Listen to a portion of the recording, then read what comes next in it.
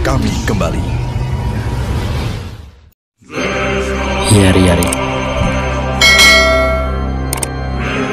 Selamat datang di konten spoiler. Jadi kalau kalian gak suka konten beginian, silakan close video ini. Tapi jika anda semua gak masalah di spoiler, siapkan cemilan, pasang posisi rebahan, dan mari kita mulai videonya. Juragan. Sementara itu di tempat yang lain, di sini banyak sekali para wartawan dari berbagai macam media berkumpul. Di depan gedung Asosiasi Hunter, mereka semua sudah nggak sabar pengen mendapatkan sebuah informasi tentang kejelasan mengenai tragedi yang terjadi pada dungeon yang berada dalam pengawasan Guild Reaper. Nggak berselang lama, Lee Min Chung keluar dari gedung dan para wartawan langsung mengerumuninya serta memberikan lemparan pertanyaan. Di tengah gemerlap euforia para wartawan, Lee Min Chung bergumam, investigasinya telah menyatakan bahwa aku tidak bersalah. Ya, mau bagaimana lagi? Itu semua sudah kuprediksi sih. Lalu secara tiba-tiba salah satu wartawan nyolot dan mengganggu ketenangan pikiran Lee Min Chung dengan sebuah pertanyaan. Tuan Lee Min Chung San, apakah Anda sungguh tidak tahu mengenai Guild Hena yang menculik orang-orang kah? Padahal kan Guild Reaper sendiri yang mensponsori mereka. Ditambah lagi para hunter yang terluka saat melakukan raid. Bukankah mereka semua di bawah manajemen Guild Reaper juga ya? Lantas bagaimana pendapat Anda mengenai hal itu? Dengan dramatis Lee Min Chung menjawab, setelah bencana besar yang terjadi 2 tahun yang lalu, kami Guild Reaper hanya melakukan yang terbaik untuk dunia yang telah jatuh dalam kekacauan. Lalu, alasan kami mensponsori Guild Hena itu karena kami hanya ingin membantu guild mereka. Kalian tahu sendirilah, para hunter di guild itu hanya berisi para ranker peringkat D. Aku hanya ingin mereka menjadi lebih kuat sehingga bisa membantu dunia. Kami hanya ingin para hunter yang rendah mendapatkan sebuah pengalaman melakukan raid di dalam dungeon. Maka dari itu, kami benar-benar tidak tahu kalau niat baik ini akan menimbulkan semua kekacauan. Komen nih, seandainya aku lebih berhati-hati, mungkin musibah ini tidak akan terjadi. Sekali lagi, aku minta maaf, Minasan, karena telah menyebabkan semua masalah ini. Setelah mengatakan itu, Lee Min Chung pun langsung pamit kepada semua wartawan untuk pergi meninggalkan tempat tersebut. Di sisi yang lain, ucapan Lee Min Chung itu membuat para wartawan berubah pikiran. Mereka semua meyakini Guild Reaper hanya ingin membantu para hunter rank rendah. Hal itu bisa dibuktikan dengan konfirmasi Asosiasi Hunter bahwa mereka tidak bersalah.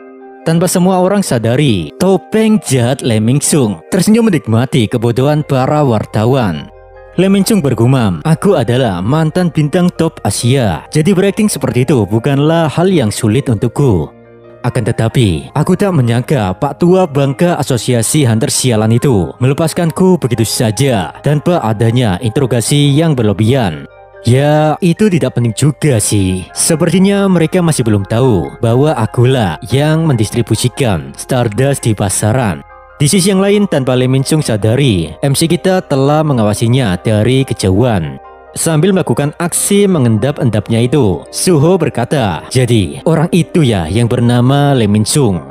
Beru, apakah dari orang itu ada energi yang berasal dari Itarim kah? Beru menjawab, maafkan aku Munars muda, tapi aku tak merasakan apapun dari pria itu. Dengan kata lain, Lee Min Chung tidak dikendalikan oleh siapa-siapa. Kendati demikian, Suho ingin memastikan dengan caranya sendiri. Dengan percaya dirinya, MC kita bersiap melakukan serangan dadakan kepada hunter munafik tersebut. Namun sebelum MC kita melancarkan aksinya itu, Beru mencoba menghentikannya. Beru berkata, kau tidak boleh melakukan itu, Munars muda. Hamba tahu Anda telah mengalahkan beberapa musuh yang sangat kuat. Tapi jika Anda tetap keras kepala untuk bertarung dengan hunter itu, maka hamba tidak akan segan-segan mempertaruhkan nyawaku untuk menghentikanmu. Perlu Anda ketahui, hamba merasakan sesuatu yang sangat berbahaya dari Lee Min Chung. Ya, mana dari orang itu sangat kuat dan Anda belum sebanding dengannya. Sebelum Beru menyelesaikan ucapannya, secara mengejutkan tiba-tiba saja Min Chung menoleh ke belakang ke tempat Suho memata-matai dirinya. Dan untungnya si hunter rank A ini tak menganggap serius kecurigaannya tersebut. Dengan pemikiran itulah Lee Min Chung meneruskan langkahnya memasuki mobil pribadinya. Tentunya sikap meremehkan dari Lee Min Chung ini membuat alur cerita solo leveling Ragnarok semakin panjang saja bre, karena Suho nggak jadi mokat di tangannya. Setelah meninggalkan gedung asosiasi, Lee Min Chung menuju sebuah warung yang ada keong racunnya. Dia sangat senang saat mengetahui bahwa opini para netizen terhadapnya sangat positif. Banyak ratusan cuitan dan komentar mereka di video yang diupload di V1. Mereka berkata, berdasarkan keterangan asosiasi, wakil dari Reaper Guild Lee Min Chung, beliau tidak terlibat sih, karena mereka hanya melakukan demi kebaikan hunter pemula. Wakil Guild Lee Min Chung itu, beliau menunjukkan kedermawaannya meski dituduh dalam insiden Guild Hina. Melihat semua kedunguan orang-orang ini, Lee Min Chung berkata, mudah sekali. Lihatlah bagaimana opini publik berubah hanya dengan sedikit aktingku. Gak lama datang seorang wanita berkata, "Ara-ara, tak kusangka seorang pahlawan dari industri hunter datang ke warung kecilku ini ya. Alangkah baiknya sebelum kau ke sini, kau menghubungiku dulu, ganteng." Oi, kalian para biduan, cepat tinggalkan kami berdua di tempat ini. Ketidakramahan pemilik warung itu membuat Lee Min Chung sedikit kesal. Dia berkata, "Oi tante, kenapa aku harus melaporkan setiap apa yang ingin kulakukan? Emangnya kau ini siapaku, ha?" Meski terlihat tenang, sebenarnya si tante ini juga kesal. Kendati demikian, dia mencoba untuk slow enjoy. Dia bergumam, "Cih, ganteng tuang, tapi perilaku kayak jamet." Ya, itu hal yang wajar sih, karena dia adalah seorang superstar di masa mudanya. Tapi semua kebanggaan dirinya hancur seketika di saat dia bangkit menjadi hunter rank A, sedangkan supirnya menjadi salah satu hunter rank S di Korea.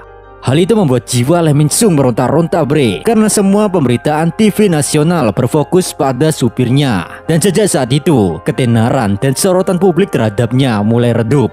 Ya, namanya roda berputar bre, kadang di atas, kadang di bawah.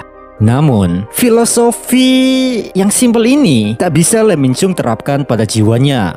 Bagi NPC sok ganteng yang satu ini, itu adalah sebuah penghinaan untuk hidupnya.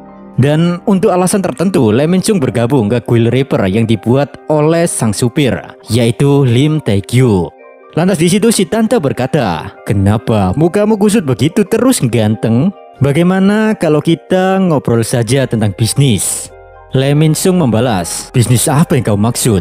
Si tante menjawab, "Ayolah, berhentilah berlagak polos. Aku berbicara tentang bisnis Stardustmu. Jadi bisakah kau menjualnya padaku juga? Aku akan memborong dalam jumlah yang sangat banyak loh." Sejenak Lee Min Chung meletakkan es teh di mejanya. Lalu dia berkata, "Yari-yari, salah satu pemasok terbesar dan juga pabriknya telah hancur. Jadi mustahil aku memenuhi permintaanmu dalam waktu sedekat ini." Meski begitu, si tante nggak percaya. Dia berkata, "Ara-ara, mulutmu memang mengatakan begitu, tapi sorot matamu mengucapkan hal yang sebaliknya. Aku sangat yakin wakil guild sepertimu masih memiliki pemasok dan pabrik lain untuk tetap menjalankan bisnis ini kan?" Seolah menyerah dengan obrolan ini, Lee Min Chung berkata, "Ya, apa boleh buat? Aku akan menghubungi salah satu rekanku untuk mengatasi masalah ini." Di panel yang lain di sebuah gedung yang sangat tinggi, TL lagi santai di sana. Dia kini sudah berubah wujud dari bayi menjadi sosok bocil. Hal itu dikarenakan beliau telah mendapatkan kepingan kedua dari kekuatannya.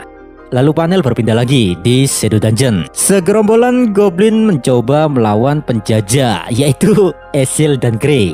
Tak peduli sebanyak apapun jumlah mereka, tak ada satupun serangan para goblin yang dapat melukai Ezreal dan Grey. Bukan hanya itu saja, monster-monster ini juga menjadi ladang farming MC kita untuk meningkatkan kekuatannya. Ya, sekilas emang remeh sih, tapi kalau kita melihat dari sudut kacamata seorang filosofi permonsteran, ya tentunya ini hal yang sangat tragis cuy. Tapi gua gak peduli, karena itulah takdir mereka. Akan tetapi, Suho merasa kurang puas dengan hasil buruannya ini. Suho berkata, "Beru, aku masih ingin menghadapi segerombolan goblin lagi."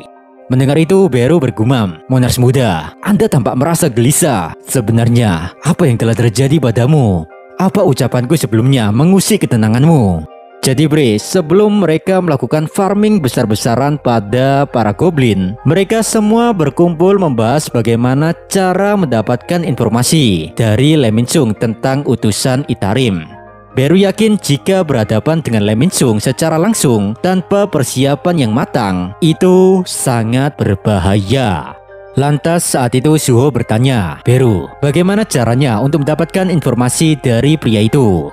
Beru menjawab, yang pertama buat dia mengakui semua dosanya. Yang kedua, jika dia masih diam dan tak mau bekerja sama, maka tidak ada pilihan selain memakannya dan mencari sendiri melalui ingatannya. Sebelumnya sih, Jinwo sama juga telah memperbolehkanku melahap manusia-manusia jahat. Tapi masalahnya di sini, apakah kita bisa mengalahkannya? Dari penilaian saya, kekuatan seorang hunter ditentukan oleh rank mereka. Sedangkan Anda monarch muda, kekuatan Anda hanya setara hunter rank C. Sedangkan Grey rank D dan Esil rank C. Menurut perkiraan saya ya, meskipun Anda melakukan fusion bersama Grey, kekuatan Anda meningkat namun hanya setara hunter rank B. Dengan kata lain dalam hal kekuatan, kita masih belum bisa mengalahkan Le Min Chung. Mendengar penjelasan Beru tersebut, Suho geram dengan dirinya sendiri yang masih terlalu lemah. Di sisi yang lain, seolah tak menghiraukan perasaan Suho, Esil bertanya pada semut kecil di hadapannya, Beru, kau seenaknya menilai rank kami, lalu rankmu sendiri apa, ha? Beru menjawab, Loh, tidak sopan sekali kau ini. Aku seorang marsal. Esil membalas, bukankah kalau begitu kau lebih lemah dari kami ya? Beru menjawab, Kieh, dasar iblis rendahan, akan kujabik-jabik tubuhmu itu. Kemudian cerita kembali lagi. Setelah berhasil menghabisi para goblin dan menyelesaikan daily quest, notif dari sistem pun muncul, di mana MC kita mendapatkan hadiah berupa status recovery, point stat 3 biji, dan 1 random box. Ketika melihat notifikasi ini, Suho bergumam, padahal aku telah mengalahkan goblin lebih dari yang telah ditentukan, tapi kenapa jumlahnya tidak bertambah seperti sebelumnya? Apakah hadiah tersembunyi tidak berlaku lagi ya? Mengesampingkan pertanyaan itu, Suho membuka random box yang dimana dia mendapatkan Asen Ring. Tanpa berpikir dua kali, Suho pun memakainya. Cincin Asen ini meningkatkan defense sebesar 5 poin. Kendati demikian, MC kita tak merasa senang. Dia bergumam, apa-apaan ini? Item ampas seperti ini tak akan bisa mengalahkan musuhku. Pada titik ini dan di levelnya yang sekarang, Suho sadar memburu goblin tidak akan membuatnya bertambah kuat. Yang ada dalam benak MC kita saat ini adalah bagaimana cara untuk menaikkan levelnya secepat mungkin. Maka beliau harus memburu monster yang dapat memberinya XP sebanyak mungkin, yaitu dengan cara memasuki dungeon dan mengalahkan Magic Beast.